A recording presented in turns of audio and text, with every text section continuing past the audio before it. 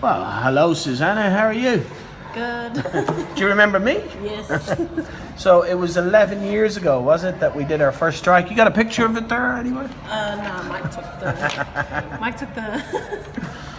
I remember we were around this very table and there was kind of 3 15-year-olds, 2 16-year-olds on the strike committee with Briar and Lauren, was it? Yeah.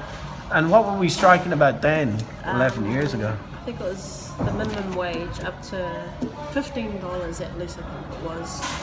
Or I think it was like $7 or $12. You were on $7.30 Yes. minimum wage. youth rate. I think so. I think actually clearly. And you were training people who were 18 years old who were starting on $2 extra than you? Yeah, like the new workers or new skilled workers. Well, more of training and giving a hand, but yeah, kind of same thing. So you beat youth rates in the end through that strike, Yeah. and you did get your pay increases through that strike, and things have been pretty good in KFC for about 11 years. Yeah, it's been okay. Okay, Better not perfect. money, but still could do better. Now, what is the big issues this time that the company hasn't come and talked to the union about that you're taking action on?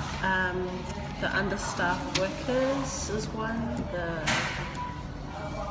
wages. I think a lot of workers wanting more money for the jobs they do. They've been, well, a lot of them would say they've been working jobs that they're not really meant to be doing. Another one is not being able to work more than 40 hours, even though if they're available to cover shifts and stuff. So when you talk about the wages, like you've got children now, eh? You got a child? Yeah, I got a son. He's So I remember just 25. when you were on strike, you were just barely a teenager, eh? Yeah, I was like, still young now. Still young now. No. But living in Auckland, and a lot of, the kind of people think, oh, fast food workers, they're just like teenagers, like getting extra money for, I don't know, college or something. But actually quite a lot of people rely on this job to feed their children and pay their rent. Eh? Yeah, like I know a lot of people rely on the job as well because it was flexible then. It was easy for them to pick up their kids and every now and then. But yeah, I know a lot of people rely on this job. And you're paying rent, or you own your own house? Yeah, we're paying rent. Heaps of rent. And that's a real pressure on workers at the minute too. Yeah, I know for some it's a real pressure. Reason why they want to opt for the working more hours but not being able to, or being told off, or yeah, they're there, but just the hours they won't be allowed to exceed a certain amount of hours, even though they're available to work those hours. And you said that understaffing is a big problem. So like Fridays and Saturday nights, is it? You're getting slammed Yeah, here? I think it's mainly night time. Yeah. I think a few people have left and we're hiring, but I think it's just the process from hiring to the store it's quite slow at the moment. Yeah. So we get a whole heap of angry workers who just don't feel like coming to work the next day. So Yeah. they'll either call in sick or because they've just had enough of it. But at the same time, they still want to make money. So it's hard for them to work understaffed and getting customers yelling at them. It's not their fault, which we feel sorry for. So we just try our best to help them and tell them take them their time and stuff. The understaffing, if you haven't got enough labour, does that mean people are missing out on the breaks and things like that? Yeah, some people. So we have people that don't mind not taking breaks, but then it's kind of not safe because they get really tired when it's that rush comes. Yeah. Yeah. That's the law. Everybody needs a break. Eh? Everyone needs a break, Yeah. of course. Or free breaks. All right. So, and you're getting ready to have a strike tomorrow, is it? Yes. First time since 11 years? It's like How are people exciting feeling? because I Yeah. feel for those people that want the minimum wage raised to the living wage, and it'll be cool. Come and help support them as well as our own workers at our store, but Yeah. for other workers around across Auckland as well and New Zealand, just get on board and help them out, Yeah. support them, Yeah. and hopefully get something out of it. Like well, you think it's time for workers to get a living wage, do you think? Yeah, it should have happened like ever since everything started going up and prices and stuff.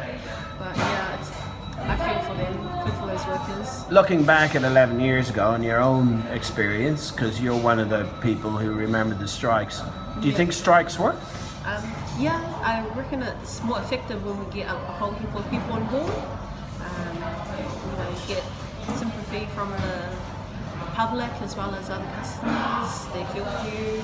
Do you remember when you went on strike here? Was there many people from the community supporting you? Yeah, I can. Yeah, I remember like the people from across the road and stuff came out and have a look, and then they realised what it was for. They got out and supported us as well as the neighbours. There used to be houses down this road. Had a lot of people beeping by. It was pretty cool. Yeah. Making heaps of noise and. So anybody out there who's nervous, what would you say about getting ready for a strike? Just come have fun, come support. Not only for ourselves, but for those who have it worse than us. Come have fun, bring your fams, your friends. Okay, so we'll see you tomorrow. We get this video out now. Come and support, man. All right, and good on you. And let's see what you're fighting for. So no more minimum wage, and the company's making heaps of money, eh? Do you know how much your CEO has been paid?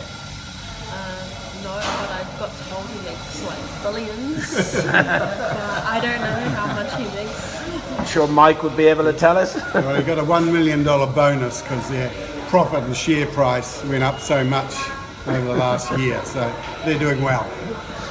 Do you deserve $1 million bonus? Of course not. More than that, no. And a living wage for skilled workers, yeah, shift supervisors. A lot of your people here are running. How much profit does this store make, like a day or a week? Do you know? Probably like 5,000, 3,000, yeah. $5,000 profit. 25, I think it is, Yeah.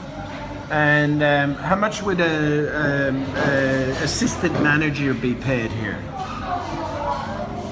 I'm not sure.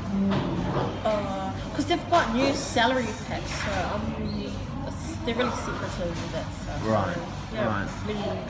Maybe, I don't know, 34, 40, something like that. Might be a lot less than what the market should be at, eh?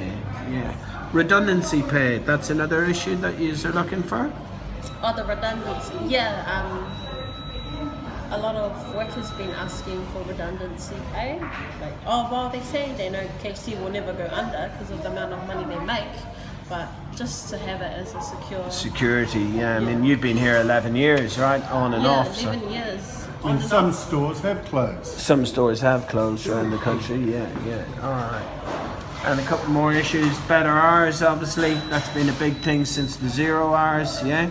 Yeah, that's a big issue with hours, not being able to do overtime. So that 40-hour limit, was it? Yeah, I think it stops at 40 hours. You can do, some people do go over a few hours, but still get kind of asked to stop at 40. So there's been a bit of stuff around the overtime as well, I see. And then breaks. People won't get their breaks if you're short-staffed, eh? Yeah, a few staff. Oh no, majority of our staff, mainly nighttime. It's busier in the night. They understaffed. They don't really get breaks because they're worried that customers will go out the door and stuff. Yeah. But yeah, breaks are another thing as well. Alright, and this will be KFC workers, Carl's Jr. workers, Pizza Hut workers, and Starbucks workers in the end, yeah? But you're starting off tomorrow. Yeah, we're starting off tomorrow. Alright. Well, kia kaha, good talking to you, Sana. Yeah, thank you, Joe. Thanks, Mike.